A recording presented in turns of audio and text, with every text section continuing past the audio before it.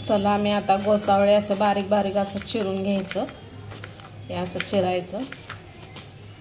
हे बघा असं चिरून घ्यायचं चांगलं. असं आपण चिरून घेतलंय. चिरल्यानंतर आपण आता कांदा चिरून घेऊया. असा बारीक कांदा चिरून घ्यायचा.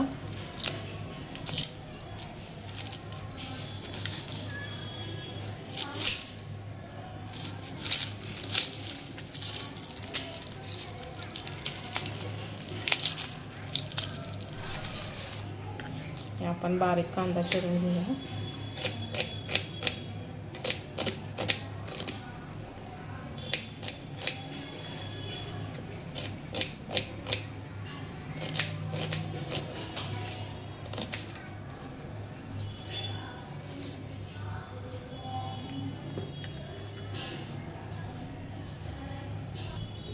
हे बघा मी कांदा आणि कोथिंबीर आता चिरून घेतले. आता आपण तयारी करूया. आता आपण गॅस पेटवूया. आता गॅसवर कढई ठेवूया.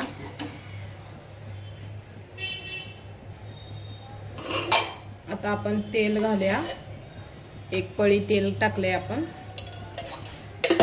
आता तेल चांगलं कडल्यानंतर आपण 1 चमचा मोहरी टाकायची. जिरं टाकायचं. जिरं टाकल्यानंतर आपण कांदा आणि कोथिंबीर आपण टाकायचं.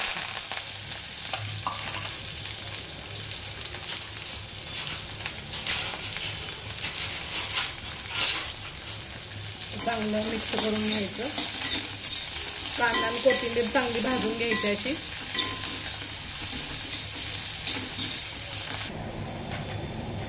कांदा आणि कोथिंबीर चांगली भाजल्यानंतर आपण त्यात मुगाची डाळ टाकल्या. मुगाची डाळ चांगली आता मिक्स करून घ्यायचं. नंतर आपण हे गोसावळे धुवून घेतल्या. आता हे आपण टाकूया. असं टाकून घ्यायचं.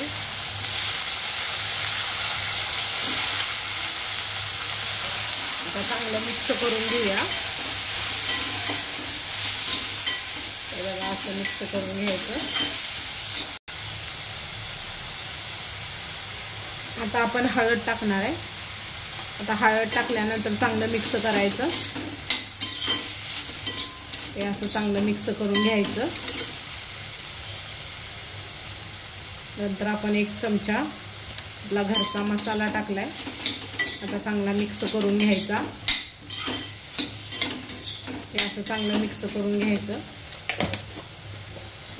मिक्स झाल्यानंतर आता आपण थोडंसं चवीनुसार आपण मीठ टाकायचं. थोडंसं मीठ टाकायचं. आता चांगलं मिक्स करायचं. मिक्स झाल्यानंतर आपण आता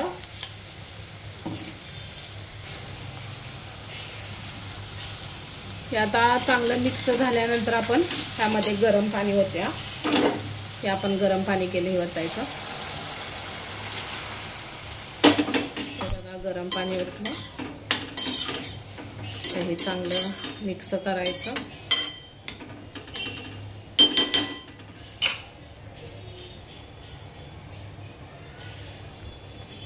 आता हे चांगलं शिजवून घेऊया. आता झाकूया आपण. आता आपण बघूया भाजी कशी झाल्या. आता चांगलं मिक्स करून घ्यायची.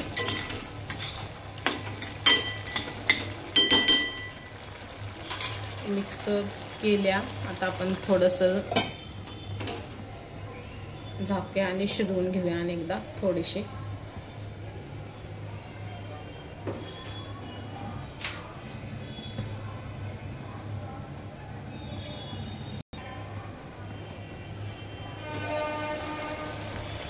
नंतर आपण शेंगदाण्याचं कूट टाकणार आहे. असं चांगलं मिक्स करून घ्यायचं.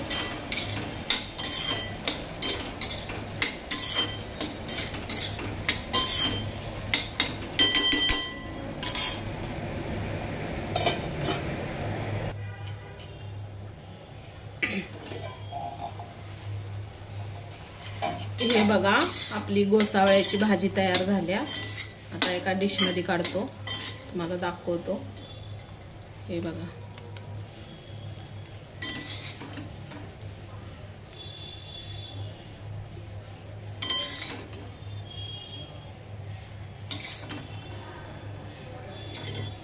हे बघा आपली गोसावळ्याची भाजी तयार झाल्या।